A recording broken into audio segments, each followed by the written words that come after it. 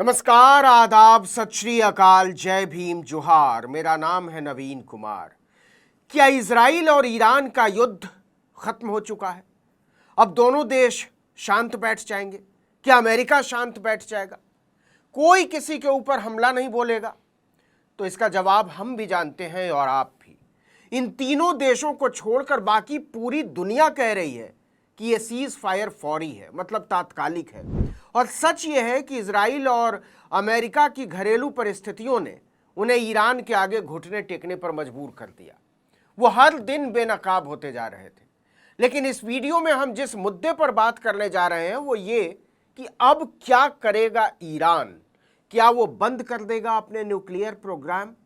देखिए, अमेरिका भी बोल रहा है कि हमने ईरान के परमाणु प्रोग्राम को खत्म कर दिया।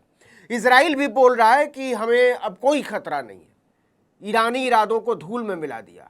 Thank you Trump. और पहली बार खुद ईरान ने भी मान लिया है कि 22 जून को अमेरिकी हमलों से उसके परमाणु ठिकानों को बहुत नुकसान पहुंचा है। ईरान के विदेश मंत्रालय के प्रवक्ता इस्माइल बाघई ने अल जजीरा से बात करते हुए कहा कि अमेरिकी बस्टर बमों के हमले असरदार थे और उससे परमाणु ठिकानों को नुकसान पहुंचा है।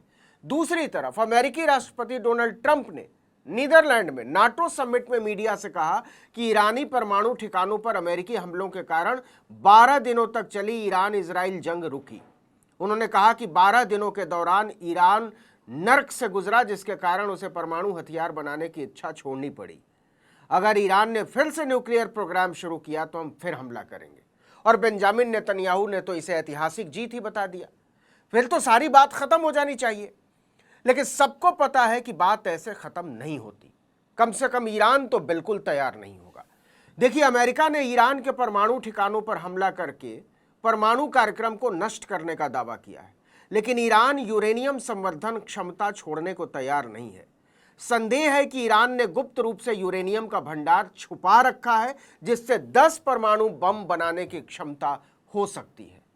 अमेरिका ने ईरान के परमाणु ठिकानों पर हमले किए और दावा किया कि परमाणु कार्यक्रम हमने नष्ट कर दिया। बरसों से यूरेनियम संवर्धन के लिए निशाने पर रहे ईरान के न्यूक्लियर प्रोग्राम को लेकर सब जानते हैं कि 2003 में परमाणु हथियार बनाने के कार्यक्रम को रोकने के बाद से उसने परमाणु बम बनाने की फिर से ऐसी कोशिशें करनी शुरू नहीं की है। ईरान की सत्ता भी यह जानती है कि परमाणु हथियार की धमकी उसे हासिल करने से ज्यादा असरदार रणनीतिक हथियार है। लेकिन जरा शक्ति के इस खेल में ईरान की चतुराई को समझने की कोशिश कीजिए। अमेरिकी हमलों के बाद ईरान ने सार्वजनिक तौर पर ऐलान कर दिया है कि वो यूरेनियम संवर्धन करने की क्षमता को नहीं छोड़ेगा। इसके लिए उसने बरसों बरस मेहनत की है और बहुत सारी कुर्बानियां दी हैं। लेकिन ईरान के न्यूक्लियर प्रोग्राम को खत्म कर देने के अमेरिकी दावों का सच क्या है? सच यह है कि कोई नहीं जानता ईरान का 60% तक संवर्धित यूरेनियम का संवेदनशील भंडार कहां है। इस सवाल के जवाब के बारे में सोच सोचकर ट्रंप की भी सांस अटकी हुई है और बेंजामिन नेतन्याहू की भी, खासकर ईरान के इस ऐलान के बाद कि अब वो इंटरनेशनल एटॉमिक एनर्जी एजेंसी के साथ किसी भी तरह का कोई सहयोग नहीं करेगा। इसका मतलब यह है कि ईरान के न्यूक्लियर प्रोग्राम पर अब किसी की सीधी निगरानी नहीं होगी और सैटेलाइट इमेज के सहारे इसे पता लगाना लगभग असंभव है कि ईरान ने जो यूरेनियम शुद्ध करके जमा किया था वो उसने कहां रखा हुआ है। देखिए, बात बहुत सीधी है। अगर ईरान ने वाकई इस यूरेनियम का भंडार किसी सीक्रेट जगह पर छुपा दिया है तो अभी भी उसके पास 10 न्यूक्लियर बम बनाने की क्षमता मौजूद है।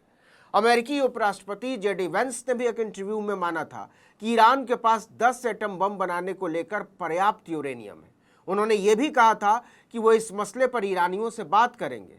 यानी जिस परमाणु कार्यक्रम को नष्ट करने के लिए यह हमला किया गया वो अपने मकसद में कितना कामयाब हुआ इसके बारे में किसी को कुछ हवा नहीं है, और अमेरिका इजराइल को तो बिल्कुल नहीं।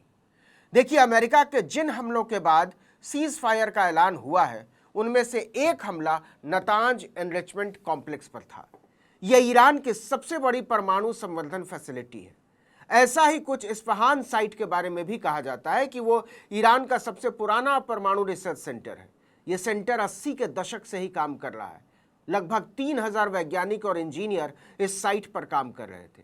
हालांकि आईएईए के अधिकारियों ने बताया कि जिस वक्त हमला हुआ उस दौरान संवर्धन से जुड़ा कोई भी बड़ा काम वहां नहीं हो रहा था। आईएईए के डायरेक्टर जनरल मरियानो ग्रोसी ने यह भी कहा कि ईरान ने यह बात किसी से छुपाई नहीं है कि उन्होंने यूरेनियम को सुरक्षित रखा हुआ है और किसी तरह के रेडिएशन का कोई खतरा नहीं। And the IAEA is not aware of any further attacks on Iran's nuclear sites since those on Sunday morning.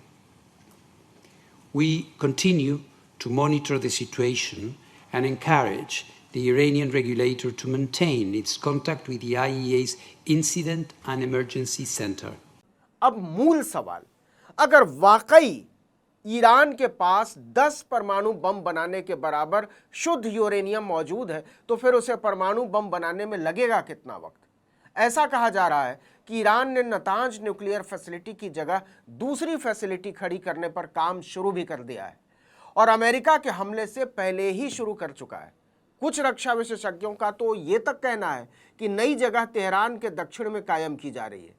ऐसा माना जाता है कि 3.5 से 7% तक संवर्धित यूरेनियम सिविल न्यूक्लियर एनर्जी के लिए बहुत बेहतर होता है, लेकिन परमाणु बम बनाने के लिए 90% शुद्धता वाला यूरेनियम चाहिए होता है। एक बार यह शुद्धता 60% तक पहुंच जाए तो उसे 90% तक ले जाना कोई बहुत लंबी प्रक्रिया नहीं होती है। तो क्या ईरान इसके करीब है, और अगर करीब है तो कितना करीब?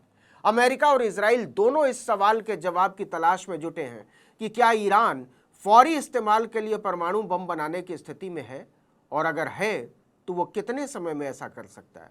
देखिए, अमेरिका ने मैनहट्टन प्रोजेक्ट को 4 साल में पूरा किया था। वहीं बने बम हिरोशिमा और नागासाकी के ऊपर गिराए गए थे।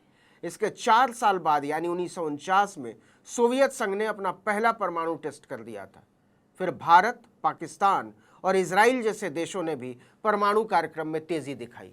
लेकिन अब जो अमेरिका की सबसे बड़ी चिंता है वो ये कि किसी भी तरह से पता नहीं लगा सकता कि ईरान अपने परमाणु कार्यक्रम को आगे कैसे बढ़ा रहा है। जिस तरह के हालात हैं उसे देखकर लगता नहीं है कि आईएईए की टीम ईरान में मौजूद परमाणु कार्यक्रम के हालात की कोई प्रभावी जांच कर पाएगी। ऐसे में असल स्थिति का आकलन बहुत मुश्किल है। इसीलिए आनन फानन में अमेरिका को युद्ध रोकने के लिए कतर के सामने गिड़गिड़ाना पड़ा, क्योंकि वो हवा में तीर मार रहे थे। आज भी किसी को पता नहीं है कि ईरान परमाणु बम बना चुका है या नहीं, और नहीं बना चुका है तो वो इसे बनाने के कितने करीब है। इस वीडियो में इतना ही, लेकिन अगर आपने आर्टिकल 19 इंडिया को अब तक सब्सक्राइब नहीं किया तो फौरन कर लीजिए, बेल आइकॉन दबाइए, घंटी जैसी आकृति लाइक कीजिए और कमेंट करके बताइए हमारा वीडियो आपको कैसा लगा। हमारा ट्विटर हैंडल है आर्टिकल 19_इंडिया और मेरा ट्विटर हैंडल है नवीन जर्नलिस्ट। नमस्कार।